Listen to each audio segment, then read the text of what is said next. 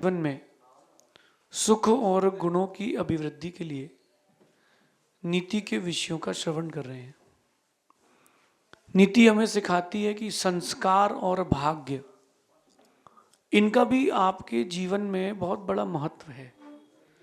जो संस्कार हैं और जो आपका भाग्य है, कभी बैठ करके इस पर भी विचार करना चाहिए। जो आपके संस्कार हैं वो आपके आने वाले भाग्य के निर्माण के लिए एक रास्ता खोलते हैं, और जो वर्तमान का भाग्य वो बताता है कि पूर्व में आपके संस्कार कैसे रहे।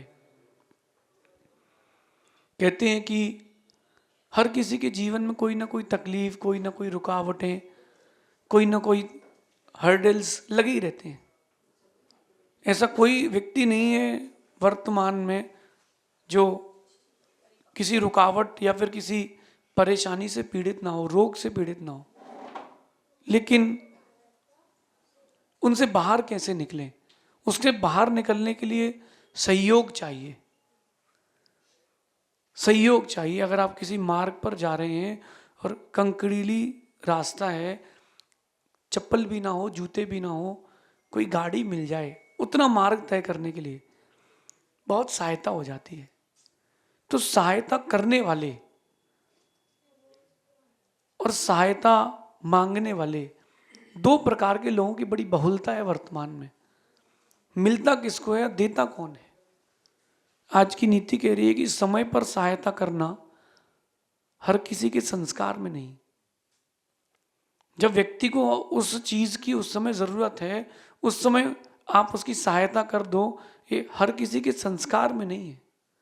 समय पर सहायता करना हर किसी के संस्कार में नहीं है, और समय पर सहायता मिलना हर किसी के भाग्य में नहीं है। आपको किसी को पैसे देना है, घर पर रखे हैं, धीरे से आप कहते भी अब अगले महीने देंगे, हैं तुम्हारे पास तो दे दो ना। वो भी तो व्यापार कर रहा है, उसका भी तो काम चलेगा। लेकिन आप क्या बोलते हो? अगले महीने देंगे। अगर घर में काम करने वाला कोई कर्मचारी कह रहा है कि साहब 100 रुपये और दे दो, 200 रुपये, हमको कुछ काम करना है, तो आप उसको भगा देते हो। तो समय पर सहायता करना ये आपके संस्कारों पर निर्भर करता है। जिसके पास संस्कार होंगे वो समय पर सहायता देगा। असमय में की गई सहायता निष्फल होती, निरर्थक होती है। समय पर सहायता करना सीखे। कई ऐसी भी पत्नियां होती हैं, वो सुबह 10 बजे भोजन की जगह 1 बजे देती हैं, बोले अभी नाश्ता कर लो, अभी मैं बिजी हूं। तो ऐसा नियोग है कि आपको समय पर सहायता करने वाले संस्कारवान लोग नहीं मिले। और दूसरी बात, समय पर सहायता मिलना ये भी आपके भाग्य पर निर्भर करता है, क्योंकि हर किसी के भाग्य में समय में सहायता मिल जाए जरूरी नहीं है। तो एक बार अपन स्व आश्रित होते हैं, स्वमुखी होते हैं, सेल्फ डिपेंडेंट होते हैं कि चलो अपने भाग्य में नहीं है तो अपन को समय पर सहायता नहीं मिली। लेकिन अपन ये तो सोच सकते हैं कि अगर किसी के लिए हम काम आए तो हम समय पर काम आ जाए। आपको पता है कि किसी की गाड़ी में नीचे कोई चोरी चाबी फंसाया है, अपन क्यों बोले? अपन से पूछा क्या? अगर आप समय पर उसको बता देते कि कोई आपकी गाड़ी में छेड़खानी कर रहा है, तो उसकी संपत्ति, धन बच तो जाता। ये संस्कार है। तो अपने पास संस्कार कितने और भाग्य कितना है, उन दोनों को मैचअप करना आज की नीति बड़ी गंभीरता से समझना। आपके पास संस्कार हैं कि नहीं, भाग्य है कि नहीं, इसकी परीक्षा के लिए कोई थर्मामीटर नहीं है। आप अपने क्रियाओं से, अपने भावों से उस चीज को समझें, आपके बिहेवियर से समझें। आपका बिहेवियर क्या है लोगों के साथ, आपको आपके संस्कार और आपका भाग्य मालूम चल जाएगा। ये भारत है, यहां पर अधिकतर लोग बिना गाली दिए बात नहीं करते। वो 2 गाली पहले देंगे और फिर बात करेंगे। दोस्त भी होगा तो भी, तो मालूम चल जाता है कि इनके अंदर कितना संस्कार है।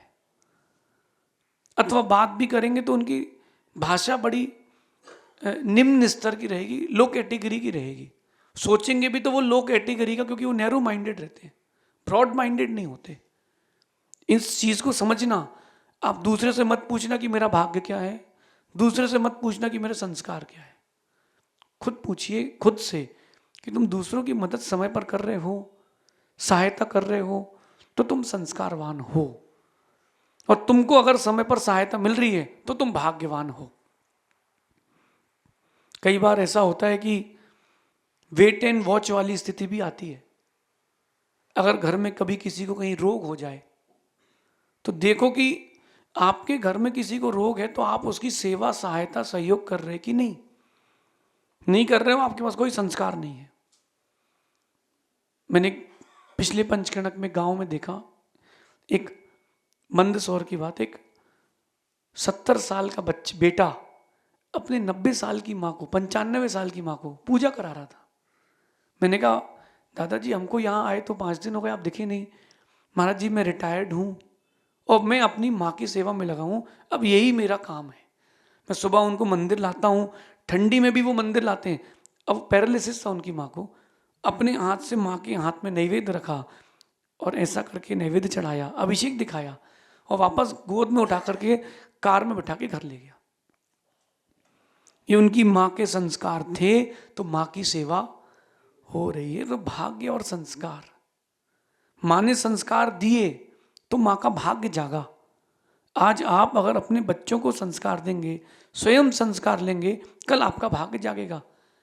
पहले एक बहुत अच्छा सिस्टम था स्कूल्स में, कॉलेजेस में, एक नैतिकता का पीरियड लगता था, नैतिकता का। उसमें नैतिकता पढ़ाई जाती थी कि दैनंदिनी में, दिनचर्या में आप नैतिकता कैसे लाएं। कोई अगर गर्भवती स्त्री जाए तो उसका भार ले ले, कोई अगर वृद्ध जा रहा हो तो उसको हाथ दे करके मार्ग से इससे उस ओर ले जाएं। कोई अगर प्यासा है तो अपने घर के बाहर एक मटका पानी रख के उसको पानी पिलाएं। पहले नैतिकता छोटी छोटी सिखाई जाती थी। इस नैतिकता से परस्पर का व्यवहार बढ़ता था, लेकिन अब वो नैतिकता हो गई है समाप्त। कितने परसेंट? मेरे हिसाब से 90%। क्योंकि आजकल तो लोग उठावने में भी जाते हैं ना, तो चेहरा दिखाने जाते हैं और धीरे से पूछते भैया कितनी देर और लगेगी। एक दूसरे को फोन लगाते क्यों, उठ गए कि नहीं, फिर पहुंचेंगे। तो वो नैतिकता समाप्त होती जा रही है, व्यवहारिकता समाप्त हो रही है, क्योंकि संस्कार भी समाप्त होते जा रहे हैं।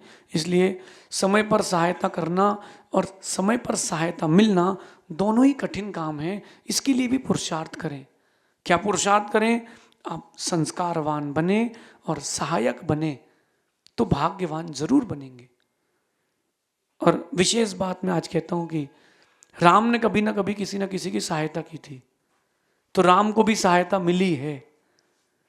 रावण ने किसी ना किसी के साथ बुरा किया था तो उसके साथ भी बुरा हुआ है। कर्म सिद्धांत कहता है कि सहयोग की चाह है। ये जैन दर्शन का कर्म सिद्धांत है कि अगर आपकी सहयोग की चाह है तो सहयोग करना सीखें। आपकी सहयोग की चाह है तो सहयोग करना सीखें। अपना किया ही लौट के आता है, इसे कभी ना भूलें। इसको भी ध्यान रखें, इसको भी सीखें। कभी आपकी गाड़ी पंचर हो जाए और हॉस्पिटल जाना बहुत अर्जेंट हो, कोई आपकी सहायता कर दे तो आपको लगता है भगवान है। मेरे साथ एक बार हो गया कि एक व्यापारी था हमारा, वो 80 किलो चांदी लेकर के बस से आ रहा था आगरा से, और रात को किसी ढाबे में उतरा और उसकी नींद लग गई खटिया पे और बस चली गई। अब उसका 2 बजे फ़ोन आया।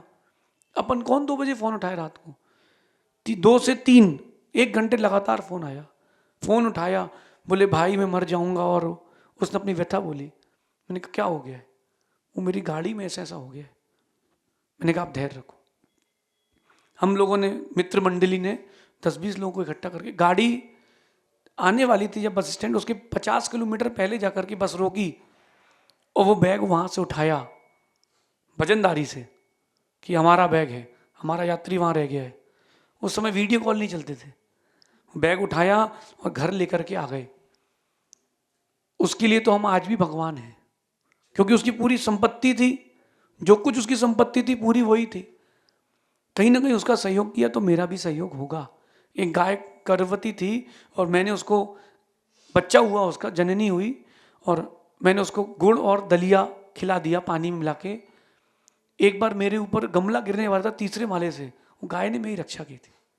तो अपन सहयोग करोगे तो सहयोग मिलेगा, जैसा आप करोगे लौट करके वैसा आएगा। इन बातों को ध्यान रखना, तो आपका एक अच्छा बिहेवियर, अच्छा व्यक्तित्व बनेगा।